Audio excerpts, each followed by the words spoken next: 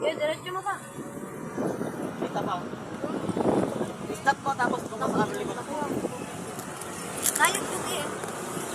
Ah, ang laki ng apoy. Ah, putang ina, kumahan.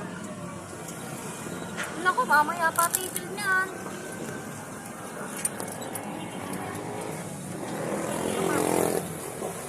Okay, bante mo. Putang ina, putukan niyan.